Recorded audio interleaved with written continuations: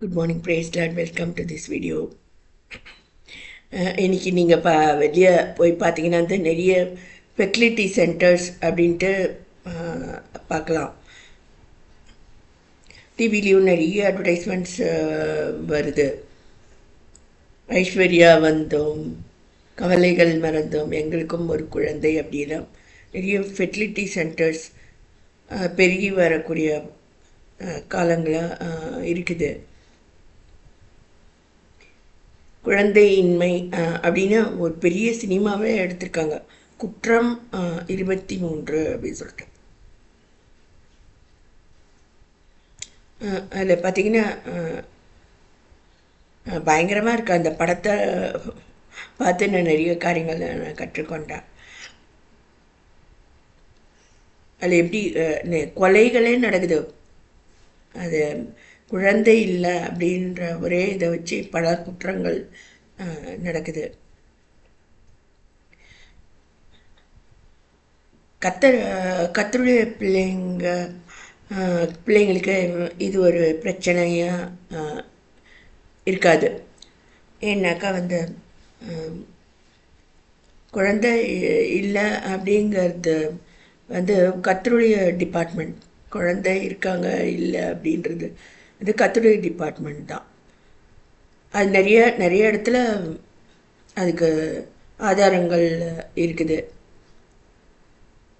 லேயாள், ராகேல் அவங்களுக்கு உள்ள நடக்கக்கூடிய இதில் வந்து லேயாளுக்கு முதல்ல கர்ப்பம் தரிக்க கத்தர் உதவி செய்தார் அப்படி சொல்லிட்டு இருக்கு. அதே மாதிரி சாராளுக்கு பிள்ளை இல்லாமல் இருக்குது. கத்தர் சொல்கிறாரு அவனுக்கு பிள்ளை இருக்கும் அப்படின்னு சொல்கிறாரு. அவங்க வெயிட் பண்ணாமல் ஆகார் அடிமை பெண்ணை கொண்டு வந்து பல பிரச்சனைகளில் மாட்டுறாங்க. அப்புறம் ஈசாக்கு பிறக்கிறான். கத்தர் சொல்கிற வாக்கு தத்துவத்தின்படி பிள்ளைகள் பிறக்குது. ஈசாக்குக்கு கத்தர் சொன்ன வாக்கின்படி ஏசா, யாக்கோபு 2 பிள்ளைகள் பிறக்கிறாங்க.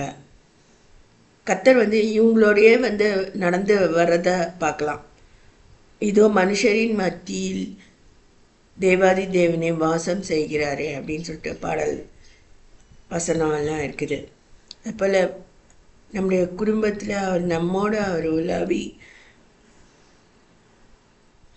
குழந்தை பிறப்பு எல்லாத்தையுமே அவர் வந்து இல்லை திருமண பந்தங்கள் அதை கூட கத்தர் வந்து திட்டமிடுறாரு. அதுக்கு வேதாந்தத்தில் நிறைய ஆதாரங்கள் இருக்குது. பாவ தண்டனையாக தான் வந்து குழந்தையின்மை 2-3 இடத்துல சொல்லப்படுது. ஆதியாகமம் 20ஆம் அதிகாரத்தில் ஒரு குடும்பத்துக்கே பிள்ளை இல்லாமல் இருக்குது. அதுக்கு காரணம் வந்து அவங்க அனாவசியமாக சாரால் அவங்க அரண்மனையில் கொண்டு போய் வச்சதுனால கத்தர் வந்து அதுமாரி தண்டனை கொடுக்குறாரு. அதே போல் தாவீது ராஜா